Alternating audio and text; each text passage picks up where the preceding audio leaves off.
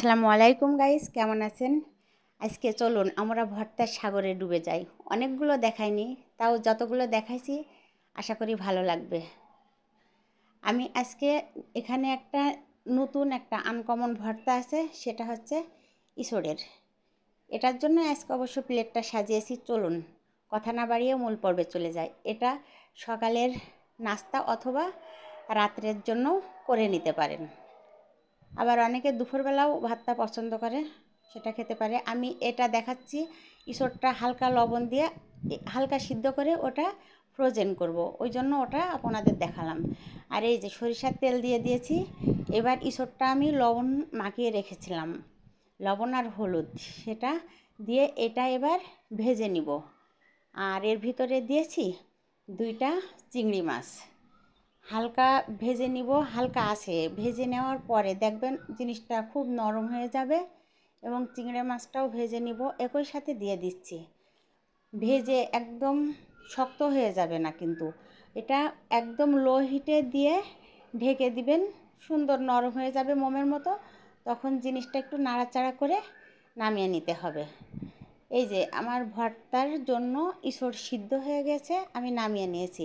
পেঁয়াজ কিন্তু আপনারা চাইলে কাঁচা পেঁয়াজ দিতে পারেন। আমি ভর্তাটা নষ্ট হয়ে যাবে বলে গরমের জন্য, এই জন্য হালকা একটু কাঁচা ফ্লেভারটা চলে যাওয়ার জন্য 1 মিনিট মতো নাড়াচাড়া করে নিয়েছি। এটা কিন্তু আপনারা ফিনিশিং করার জন্য ব্লেন্ডারও দিতে পারেন, বেটেও নিতে পারেন। আমি হাত দিয়ে মাখিয়ে নিয়েছি, কিন্তু এটা হাত দিয়ে মাখিয়ে নিলে একটু দাঁতের নিচে পড়বে, খুব ভালো লাগবে।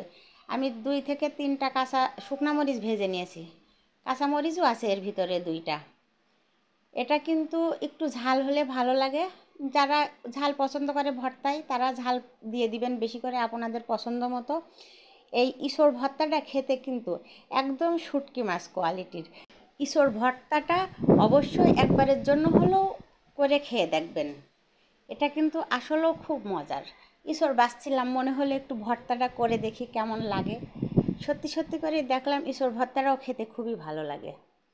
এখানে আছে ডাল ভর্তা, ডিম ভর্তা, মাছ ভাজি, ডিম ভাজি, আর আছে পেঁয়াজু। এটা কিন্তু খুবই ভালো লাগলো সকালবেলা খেতে। আসলে ভর্তা ভাজি থাকলে একটু বেশি করে ভাত খাওয়া যায়, এই জন্য করতেও ভয় লাগে। বেশি খেয়ে ফেললে আবার স্বাস্থ্যের জন্য ক্ষতিকর, তাও মাঝে মাঝে খাওয়া হয়ে যায়। ভর্তার চেহারাটা দেখছেন? ভর্তার চেহারাটাও কিন্তু হেভি আসছে। উফ, মাখাতে যেয়ে জিভেই পানি চলে আসছে। ভর্তায় যারা ধনের পাতা খেতে পছন্দ করেন, তারা অবশ্যই ধনিয়ার পাতা দিয়ে নেবেন।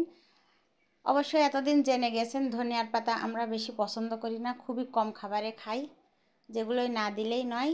তাই আমার এই ভর্তার রেসিপিটি যদি ভালো লেগে থাকে, আমার ইউটিউব চ্যানেলটি সাবস্ক্রাইব করে পাশে থাকবেন। আর ফেসবুক পেজটি লাইক ফলো দিবেন, আর একটু শেয়ার করবেন। আবারও ফিরে আসবো নতুন কোনো রেসিপি নিয়ে। সেই পর্যন্ত ভালো থাকবেন, সুস্থ থাকবেন। আল্লাহ হাফেজ।